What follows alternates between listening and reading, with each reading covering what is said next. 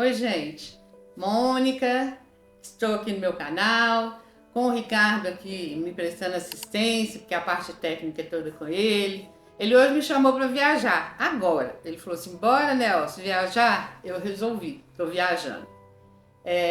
Eu estou contando a história da minha vida com o Pedro, porque isso para mim é importante. Eu já falei, torno a repetir, porque assim, são experiências que eu vejo que outras pessoas que convivem com autistas, não só família, não só mãe e pai, passam assim coisas semelhantes, porque a total diferença desses seres para o ser normal que somos nós, né, é tão grande, mas que promove muitos momentos diferentes na vida da gente, promove muita coisa, mas ao mesmo tempo tem coisas entre eles que promovem coisas parecidas, porque somos humanos, né? Então esse jeito deles serem diferentes, como que a gente sente isso, muitas vezes é parecido, muitas vezes a gente fica com dúvida do que a gente está sentindo, então é bom ouvir uma outra pessoa que já tem um longo caminho aí, né, que sou eu, falar, então eu me dispus a fazer isso. Então eu comecei a contar a história, eu passei por quando ele nasceu, depois eu fui parar lá na Bahia, porque nós moramos lá há 6 anos. A gente morou primeiro em Alcobaça, depois nós moramos em Teixeira de Freitas. E de Teixeira de Freitas, eu resolvi voltar para BH. Mas eu queria dar uma fechadinha nesse negócio aí. Porque assim, eu sou muito assim, eu resolvo um negócio e vou.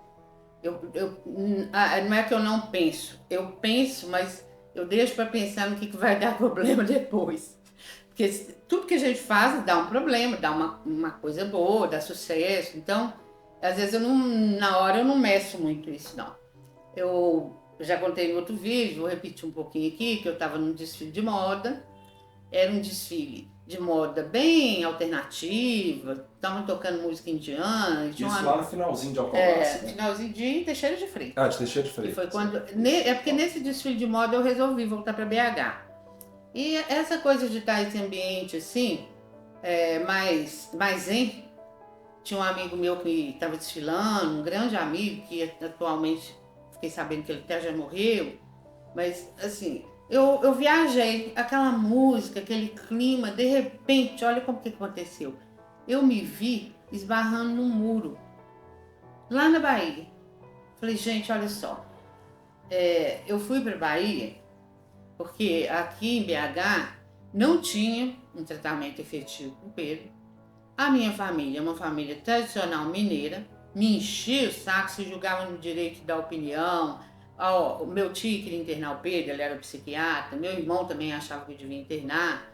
A minha mãe chorava compulsivamente quando ela estava com o Pedro, porque ele aprontava coisas das quais ela não dava conta. Na verdade, minha mãe nunca deu conta de criança nenhuma, mas um autista era mais complicado. E eu tinha muita pressão dentro da minha família. A minha família era daquele tipo assim, que tinha um monte de festa, fim de semana quando a gente era pequeno, por exemplo, ia para casa dos avós. Então pessoas muito presentes umas na vida das outras, né? E como tinha essa característica de ter psiquiatra, psicólogo, eles se achavam no direito.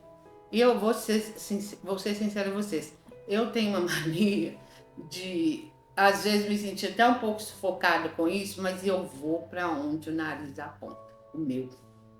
Então, eu achei assim que ir para Bahia ia ser um negócio para ficar livre desse povo, para eu descansar um pouco desse tititi, que é um negócio muito estranho, gente.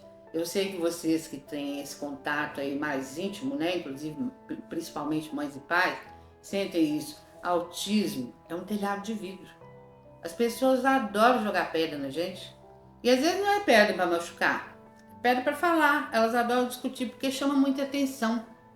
É um negócio muito estranho, assim, por exemplo, um síndrome de Down. Ele aparece, você sabe que ele tem síndrome de Down. O autista não, ele não tem uma marca característica no rosto, no corpo. Igual a pessoa que tem paralisia cerebral, problemas físicos, o autista não tem isso. Mas a hora que ele começa a se mostrar, gente, é de outro planeta. Tem hora que eu fico pensando assim que tem aquele livro Homens São de Marte. O meu filho Pedro, não sei se ele é de Marte, eu acho que ele é de Plutão. Porque ele é mais difícil ainda de acessar. E eu vejo que outras pessoas que convivem com autistas também sentem isso, né? Então essa minha ida para Bahia foi não meramente para fugir, porque uma coisa que eu já tinha na minha cabeça nessa época é que a gente não foge da gente mesmo. Que apesar da minha família estar me enchendo o saco, eu também sou dessa família. Então eu também me pressionava, eu também me perguntava o que eu tinha que fazer com aquilo. Eu não consegui meramente ter um filho autista e ir vivendo. Eu me preocupei, comecei a ler sobre, né? Então, quando eu vi lá esse muro, ficou na minha, assim, a sensação que eu tive é que eu tinha chegado. Era o ponto de parada. Eu tinha que voltar para cá, que tinha muita coisa que eu precisava fazer para compreender dentro do autismo, inclusive coisas técnicas, que lá eu estava muito distante de algum curso, de algum congresso. Lá na Bahia não tinha nem televisão, não pegava. Lá em casa eu pegava o SBT com chuvisco assim, fantasma, preto e branco. Então, eu concluí que tinha que ser assim. O Pedro já estava adolescente, tinha crise de epilepsia, até na época eram crises muito raras. E ele estava sem escola, ele estava sem tratamento. Eu comecei a pensar, gente, aqui não tinha quando eu saí muita coisa, mas quem sabe, BH de 6 anos depois, uma capital, já tenha mais coisa, né? Então, eu vou voltar. Aí, eu resolvi e liguei para o meu pai. Ó, para vocês verem que é interessante, como voltar para mim é pai. O meu pai, de todas as pessoas da minha família, meus conhecidos, foi o que nunca deu uma opinião ruim sobre o Pedro. Meu pai falava comigo assim, ó, ele, para mim, é um neto igual aos outros. Eu até gosto mais dele porque ele me cativa muito. O Pedro gostava muito do meu pai. E meu pai falava assim, além de tudo, a gente tem que sentir, eu sinto isso por ele, ele é sangue do meu sangue. Então, uma pessoa bem despida de jogar pedra. Que até minha mãe jogava pedra, ela tinha uma paixão com o Pedro, mas que era uma paixão que eu achava que era além, que era porque ele é doente, entendeu? Ela sentia assim que ele era doente. Então, eu telefonei pro meu pai e ele falou comigo assim, ó, você vem morar comigo. Eu falei, pai, mas você mora com minha mãe. Ele falou, esse problema é dela. Eu sabia que minha mãe não queria que eu voltasse da Bahia. Minha mãe queria que eu ficasse lá, até porque ela tinha muita dificuldade de lidar com o Pedro. Mas também porque ela admirava as coisas que eu estava fazendo lá. Tinha outros trabalhos, outras coisas que eu estava mexendo lá, né? E ela admirava isso. Então, eu falei, aí meu pai falou assim, ó, quer saber? Vou voltar para sua casa então. Gente, se tem uma coisa que é difícil, mas difícil de roer o fígado, é depois que você já morou sozinho, já teve sua casa, já bancou a sua estrutura própria, você ir morar na casa de uma outra pessoa. Mesmo que ela seja seu pai, mesmo que ela admire seu filho. Meu pai era um admirador do Pedro Ivo. Isso para mim era facilitador. Mas tinha todo aquele grupo familiar, meus irmãos, a casa da minha mãe era muito movimentada. Nós fomos em 7, agora somos 6, porque um dos meus irmãos morreu. Mas assim, sempre teve sobrinho, tio. Meu pai tinha uma família muito grande, eram 17 irmãos na família dele. E o povo estava sempre lá, as irmãs dele viviam lá em casa. Minha mãe também tinha uma família mais ou menos grande, que era menos presente, porque a família da minha mãe é mais... Você quer essa família tradicional mineira culta, que não fica muito indo na casa do outro, mas fala lá até de você? É bem assim a família da minha mãe. Então eles apareciam menos lá em casa. Então, assim, eu me senti muito mal quando eu cheguei, pra ser sincera a vocês. Porque assim, eu estava acostumada, eu tenho essa mania que eu tenho até hoje, que eu vou para onde meu nariz aponta, e eu banco. Eu banco o caminho do meu nariz. Então, estar num lugar onde não era a minha casa, onde eu não andava nas normas da casa, era muito difícil para mim. E para o Pedro foi muito difícil também, porque assim, a gente morava na Bahia, né? Nos últimos tempos, principalmente, morava só eu e ele na casa. Em Teixeira até tinha uma empregada que ficava muito lá, mas ela não morava lá. E Essa moça até veio comigo, a Leandra. Eu chamava Leandra, chama, né? Tem ideia que a Leandra esteja vivendo, porque ela é mais nova que o Pedro. Então, essa menina veio comigo e eu trouxe esse pedacinho da Bahia, mas eu estava invadindo a casa da minha mãe. Eu ia morar com meu pai, mas eu estava invadindo a casa da minha mãe, porque ela não queria. Então, eu pensei assim, ó, né? Mas é difícil. E é difícil porque, assim, a gente tinha eu e o Pedro, né? A gente dormia no mesmo quarto, porque tinha um outro irmão que ainda morava lá, que era o caçula. O outro veio, o padrinho do Pedro morou lá uns tempos, depois o mais velho também andou morando. Da minha casa tinha muito movimento, a casa do meu pai. E isso tudo era complicador. Mas, ao mesmo tempo, gente, eu sou tão racional que às vezes eu sinto essas coisas assim, achando ruim, mas eu sempre penso no lado racional da coisa. Olha que bacana não ter que pagar aluguel, não ter que comprar comida, não ter que pagar empregada. Eu não ganhava muito na Caixa na época. Para mim, bancar isso tudo aqui em BH ia ser muito apertadinho. Porque eu não tinha um imóvel, não tinha nada disso. Então, essa parte foi muito prática. E a gente foi levando. Eu pensei assim, tem os prós e os contras, né? E esse pró para mim era muito importante, porque para a gente morar também lá no fim do mundo e vir para a Zona Sul, que é onde tem escola, onde tem congresso, onde tem curso, também era uma coisa que ia ser complicadora. E a primeira coisa que eu fiz quando eu cheguei aqui, afora todos esses sentimentos, foi procurar uma escola pro Pedro, porque eu achava que já ia ter uma escola que ele ia poder fazer parte. Eu tenho um primo, o Alexandre, ele é o Alexandre é 6 anos mais velho que o Pedro. O Alexandre estudava num jardim, que se não me engano chamava Jardim Azul, era alguma coisa azul. E lá tinha autista na sala de aula. Minha tia me contava isso. Então, eu tinha muita esperança de colocar o Pedro, por exemplo, nessa escola. Aí, a primeira coisa que eu fiz foi procurar a dona dessa escola. E aí, ela falou comigo, Mônica, já tive vontade de ter uma escola só de autista. Mas o mercado não me permite. E eu tenho um DAO, que ela tinha uma escola que era uma escola normal. Não era de clientes especializados. Ela teve vontade de ter uma especializada em autismo, mas ela não conseguiu bancar isso. E ela tinha um jardim comum, mas ela tinha um Down na sala, ela tinha um autista.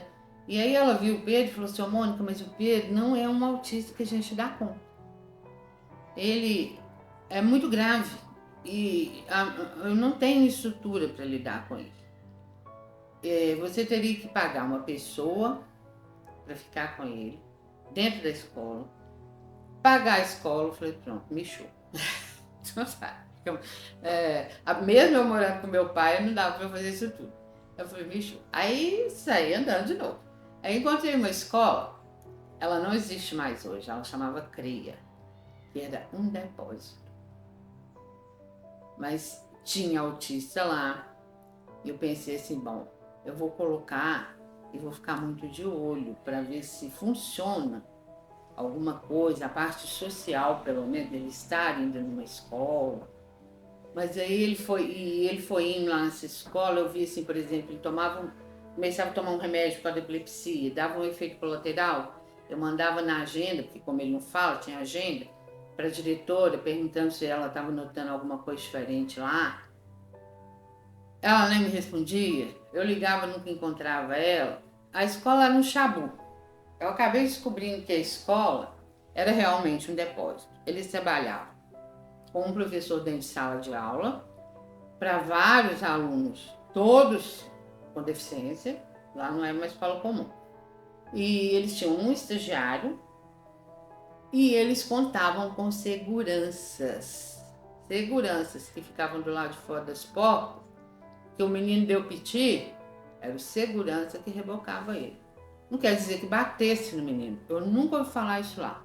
E eu comecei a perceber isso, realmente assim, o Pedro não gostava muito de lá. Aí eu comecei até a procurar outras coisas, mas não estava encontrando, e conheci um psicólogo que trabalhava lá. O Carlos. O Carlos hoje é musicoterapeuta, mas na época ele tinha só o curso de psicologia. E a gente ficou amigo. E o Carlos passou a ficar com o Pedro lá. Ele ficava de olho no Pedro o tempo todo. Ele me dava retorno, ele trabalhava com o Pedro, eu levava o Pedro para a rua, porque o Carlos fazia muito esse serviço de levar os meninos para a rua, para andar, para ir na comunidade, para cortar cabelo, ele levava. Levava 10 alunos do CRE, que era. Ô, gente, o Carlos, eu acho que tem hora que falta um parafuso nele, porque levar 10 alunos do CRE de uma vez para a rua, só ele, era só ele. E ele dava conta. Isso é que é mais engraçado. O parafuso é tão solto, que eu acho que ele parece com os meninos. Ele conseguia trabalhar com esses 10 meninos de uma vez, não acontecia nada com os meninos. Ele levava para cortar cabelo, levava para a rua mesmo, para salvar-se afora. E aí eu achei melhor. Depois que eu conheci esse rapaz lá, eu pensei assim, bom, pelo menos agora tá tendo um trabalho que eu conheço, que eu tenho retorno. E eu até falei com ele, ó, se você tirar uma licença, se tiver doença, você me dá uma ligada que eu não vou levar o Pedro, enquanto eu estou procurando outra coisa. Aí o Pedro também nadava numa academia que o professor dava aula só para meninos deficientes, era uma aula muito assim, recreativa. Ele tinha 5 alunos do mesmo tempo e pulava com eles dentro da piscina, não tinha esse negócio de ensinar natação, mas também era gostoso isso para eles, né? E lá eu fiquei conhecendo uma mocinha que era deficiente também fazia essa aula junto com o Pedro, fiquei conhecendo a mãe dela, e ela falou que a filha dela se dava no dia a dia. Eu falei, eu não conheço esse dia a dia. Aí eu fui lá no dia a dia conhecer, e as meninas falaram comigo que lá só tinha Down. Eu já achei estranho, porque assim, essa moça, ela já morreu, ela tinha uma doença que era progressiva, ela tinha sérias crises epiléticas, muito mais sérias que a do Pedro. Acho que ela chamava Flávia, eu não lembro bem o nome dela. Mas essa moça não era Down. Então, quando eles falaram comigo que lá só tinha Down, eu já achei estranho. Porque, assim, a dia, ela nasceu dentro de uma escola que chama Recreio, comum. Os menininhos, foram aparecendo menino Down lá, pequeno, jardim, porque lá tem jardim de infância. E esses meninos foram continuando lá, e quando eles já estavam muito grandes, que não cabia mais no jardim de infância, a Recreio resolveu fazer uma sala lá dentro. Até adultos. Tinha até adultos. E aí, uma das diretoras da Dia a Dia, que está lá até hoje, a Renata, resolveu montar uma cooperativa para trabalhar com pessoas especiais, mas na cabeça dela, especiais eram Down. Autista a gente não via muito por aí mesmo, não. Mas aí o Pedro gostou muito de ficar lá. E eu falei com ela, a Renata não estava lá nos dias, porque ela estava de licença. Eu conversei com a Claudinha, que é psicanalista, é uma psicóloga e psicanalista. Ela também uma diretora lá, eram as duas, Renata e Claudinha. E a Claudinha falou assim, Mônica, a Renata vai me matar a facada quando ela viu um autista aqui. Eu falei assim, olha, vamos fazer o seguinte, vamos aproveitar que ela não tá, e quando ela chegar, o Pedro já vai estar mais aclimatado aqui e conquista ela, você vai ver. Ela falou assim, mas a gente não sabe trabalhar com autista. Eu falei assim, mas você vai ter um autista aí na sua frente para te ensinar, você não sabe, você vai aprender. E é rico. E a Claudinha, uma pessoa muito bacana, ela topou. Mãe vendedora. Mãe vendedora. Né? Ô, gente, o que eu já vendi o Pedro, no bom sentido, né? Eu nunca vendi o Pedro para comprar um carro novo, não. Mas eu já vendi o Pedro assim, porque, gente, aconteceu assim, uma coisa muito interessante. Hoje eu estou vestindo até com essa camisa do Galo. Quando o Pedro não era nascido, eu trabalhei no Galo. O Pedro acabou nascendo, eu trabalhava no Galo. Eu tinha esse sonho de trabalhar com a psicologia do esporte, né? E quando eu voltei para BH, eu voltei pensando nisso. Voltei pensando assim, não, lá eu vou ter televisão de novo, vou assistir os futebol, que não assistia lá no Bahia, vou estar próximo de um monte de gente que torce pro Galo. Eu pensei até em fazer um curso sobre especialização em psicologia do esporte, porque quando eu estudei psicologia não tinha nessa cadeira na nossa formação. Então eu pensei em fazer isso, pensei em mexer com esporte. Isso, o Ricardo hoje falou, nossa, então esse negócio de esporte para você era muito sério. Era. Esporte é muito sério para mim até hoje. Eu sou apaixonada com esporte. Então, essa coisa de esporte, ela permeou muito minha vida. Eu realmente caí na real quando eu me aposentei e falei que ia fazer um curso sobre esporte, especialização, e a neuro do Pedro, a neurologista, a doutora André Julião, falou assim, botou a mão no cinturão e falou, Simone, depois desse tanto de coisa que você sabe sobre o autismo, você já passou com o autismo, você ainda vai mexer com esporte. Eu falei, cara, você sabe que eu vou ter que realmente cair na real. Eu não vim aqui para trabalhar com a psicologia do esporte. O castelinho de areia, né? Da ilusão, né? Foi desmoronando, mas ficaram algumas ruínas, né? Não é assim? Muito legal, que assim, era um sonho de uma noite de verão que durou muito. Eu fui esportista no Minas Tênis, eu nadava. Como a minha família tradicional mineira, uma família muito complicada, e a minha ainda tinha os detalhes complicadores, que era meu pai e a minha mãe não se darem bem de jeito nenhum. E meu pai bebia muito, trabalhava, sempre bancou todo mundo dentro de casa, tinha emprego fixo, mas ele bebia, tinha amante na rua. E minha mãe brigava com ele, mas não tinha coragem de assumir a responsabilidade de não viver mais com ele. Ela tinha medo. E era uma brigada o tempo todo. Então, por exemplo, nadar para mim era uma coisa parecida com a Bahia. Quando eu fui nadar, aquela hora, aquele tempo que eu estava lá nadando, e era muito, eu virei quase um atleta profissional. O Minas antigamente não tinha. A natação não era profissional. O futebol é que era. Nem o basquete, nem o vôlei eram tanto ainda, né? Mas a natação muito menos. Mas assim, a gente treinava e disputava campeonatos brasileiros, disputava o campeonato mineiro. Colegas meus de natação da minha equipe foram parar nas Olimpíadas. Um deles que eu me lembro bem foi o Marcos Mattioli, que disputou prova nas Olimpíadas. Então, o Minas era profissional, e aquilo era muito bom para mim, porque eu passava horas lá. Era de segunda a sábado. Então, era um tempo que eu estava descansando daquela confusão lá em casa. É só que eu tinha que levar meus irmãos tudo, né? Eu era responsável por eles, porque eu era a mais velha da turma. Então, não era tão assim light. Mas os meus irmãos também nunca foram pessoas difíceis, assim. Então, a gente ficava lá, nem todos treinavam natação. A minha irmã também treinava, o padrinho do Pedro treinava. Então, essa coisa do esporte permeou muito a minha intenção. Mas, como o autismo foi tomando, né, o tamanho todo, aí acabou que o esporte ficou para trás. Mas eu estou fazendo uma homenagem pro Gaúcho, porque eu amo esporte. E aí, né, voltando, o Pedro, eu conheci essa moça, a mãe da moça, e ela me falou do dia a dia. Eu fui lá e falei isso com a diretora do dia a dia. E a Claudinha é uma pessoa que até parece comigo, eu acho. Que ela também, quando ela resolve, ela põe o nariz pra frente. Ela falou, então tá bom, vamos fazer essa experiência. Quando a Renata voltou, foram 3 meses depois, se não me engano, que ela tinha tido um neném. O filho da Renata é da idade que o Pedro entrou no dia a dia. E ela viu o Pedro, foi muito engraçado, porque eu não estava lá, mas a Claudinha me falou, porque a Claudinha começou a prestar, ficou de prontidão lá para ver o que ia acontecer, porque ela nem sabia se a Renata ia permitir, porque eu entendi, a Renata parece que mandava mais que a Claudinha. Aí a Claudinha me contou, falou, Simone, quando ela viu o Pedro, ela olhou para ele, gente, que coisa linda, quem é esse? Cativou ela na hora. O Pedro tem essas coisas. Ele tem uma energia que é dele. Tô vendendo de novo meu filho, né? Ele tem um jeito de olhar pra gente. Então, aí depois disso, ela foi saber que ele era autista, Claudinha contou pra ela e ela aceitou o Pedro lá. Elas não sabiam trabalhar com autista, não.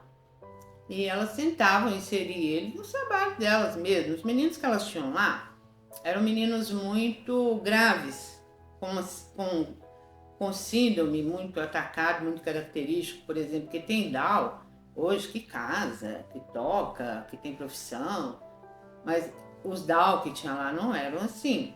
O único autista que tinha lá, que era o Pedro, era um autista bem autista também, não falava. Então, elas foram aprendendo como lidar com ele. Aí um dia aconteceu um negócio interessante, eu também do meu lado comecei a procurar curso, descobri um curso lá no FMG que o pessoal estava falando sobre autismo, É um médico que era da FHEMIG na época, o Dr. Walter Camargo, hoje ele não é da FHEMIG mais. Mas ele era muito interessado, e tinha o Dr. Raimundo Lippe, que foi o médico que primeiro falou em autismo aqui em BH, que era professor da Federal, e era um psiquiatra. Os dois eram psiquiatras. Eles começaram a promover esses encontros, assim, era quase um congresso, mas tinha uma duração até comprida, tinha aulas, eles falavam aulas, mas não era. A pessoa que ia lá na frente falar, a cada dia um médico diferente, pessoas que tinham alguma coisa, alguma ligação com o autismo, que também estavam estudando, e eu fui conhecendo muita gente lá. E esse Dr. Walter, ele era um mentor da Associação de Autismo que tinha aqui em BH na época, a APAS. E essa associação, ela se reunia na FHEMIG, porque ele trabalhava lá, ele ajudava muito a associação. Mas ela era uma associação de pessoal de classe muito baixa. Eles tinham muita dificuldade de manter a associação. A única pessoa que não era tão baixa lá, era a presidente da época, a Vera, tinha um filho ele era muito grave. Gente, ele tinha crises epiléticas de durar a noite inteira. E ela tinha problemas com o marido que não aceitava o filho, então ela falou assim, eu vou encerrar. Então, gente, o Walter, ele me levou na reunião da associação, levou também a Rosângela, que era uma mãe, que era até diretora da Fácil Fale, lá da Federal. E a intenção dele, que ele não tinha contado para mim, nem para mim, nem para Rosângela, é que a gente tomasse a frente da associação, porque a Vera, que era presidente lá, não estava mais dando conta, tinha resolvido parar e ninguém ia continuar. Gente, não era uma coisa que eu queria, não. Estava dando certo os meus planos, que eu estava me enfronhando no barco. O Pedro também já tinha descoberto um lugar, coisa e tal. Mas esse negócio de ser presidente, vice-presidente, trabalhar em associação, não era meu sonho, não. Mas a Rosângela, que era a outra que estava lá junto comigo, falou assim, eu topo, Mônica. Eu topo até ser presidente. Você vai ser a vice. Porque também, claro, a associação tem um corpo obrigatório, então tem que ter presidente, vice, diretor, secretário. Então também não adiantava só ela pegar a presidente. E a gente conseguiu lá, aí, como eram nós duas, conseguimos manter um secretário, coisa e tal. E esse assunto, gente, ele é tão extenso, aconteceu tanta coisa aí dentro, né? Um caldeirão de bruxa, que eu pretendo começar no próximo vídeo, né? Contando sobre essa história aí.